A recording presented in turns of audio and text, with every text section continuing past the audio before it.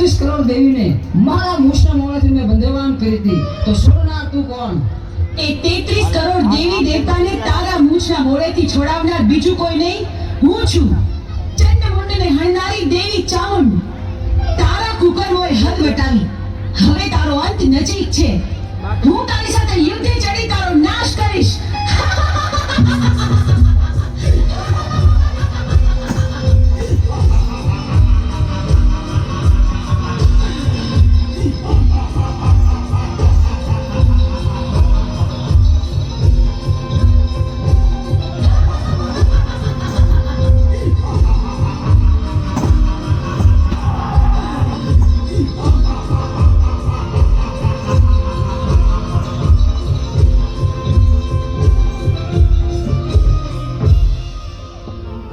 કરોડ દેવી મને પહોંચવા નહીં દે તો ચાલ હું શ્રાપ બનીને ભાગી જાઉં.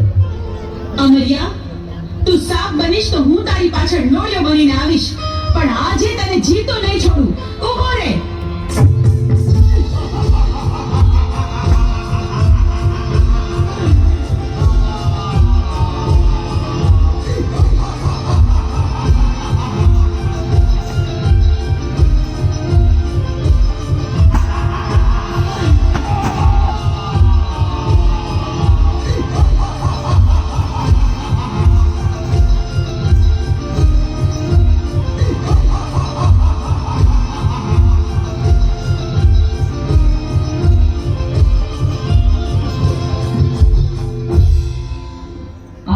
કરોડ દેવી વધી રહેશે, મારી શક્તિ ઘટી જાય છે, તો મને પહોંચવા નહીં દે તો ચાલ સાયલાના સરોવરમાં ઝુકાઈ જાઉં.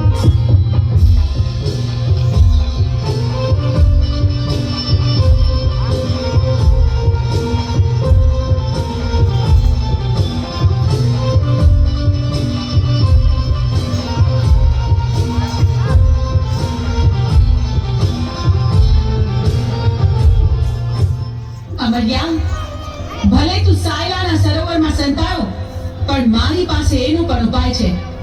મારી બહેનોની મદદથી તારો સંહાર કરીશ.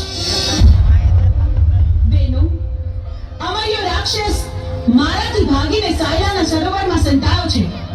હાલો, આપણે બધી બહેનો ભેગી મળી આખા સરોવરનું પાણી ખોબલે ખોબલે પી જાય. સાયલાના સરોવરને ચરણામૃત ન બનાવું તો હું ચોટીલાની ચામુંડ નહીં.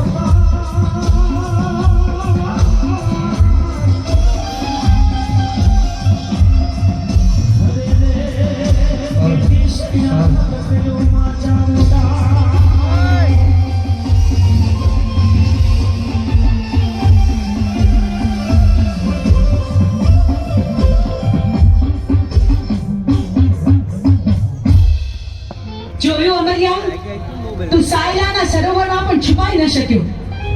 બેનો, હવે બરાબર જોજો, હવે અમરિયો છટકીને ક્યાંય ન જાય.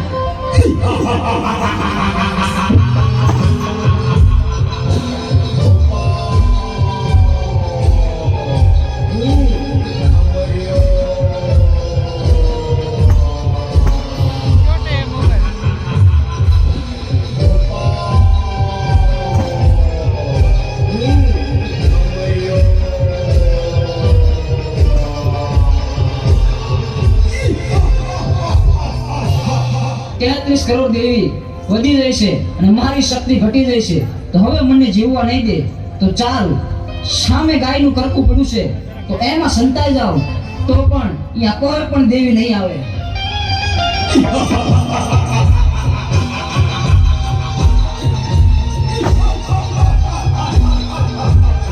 બહાર કાઢનાર તું કોણ? માડી, અમર્યો રાક્ષસ મને પૂછે છે કે મારું નામ શું છે. મારે શું જવાબ આપવો એને માં? તને અમે અમારા અંગના મેલમાંથી બનાવી એટલે તારું નામ મેલડી. તું માં મેલડીના નામથી જગતમાં પ્રસિદ્ધ થઈશ. ભલે માં, જેવી આજ્ઞા. હું મેલડી હમણાં અમર્યાને ગાયના કરકામાંથી બહાર કાઢું છું.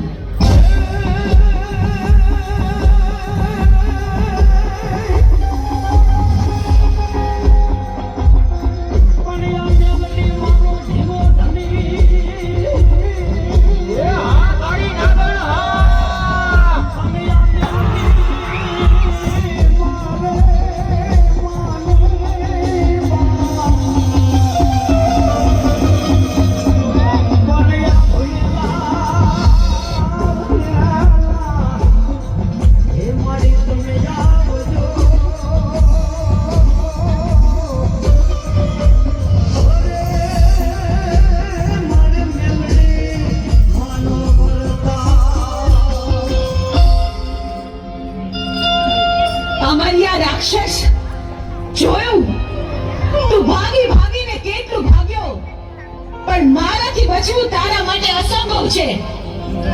હું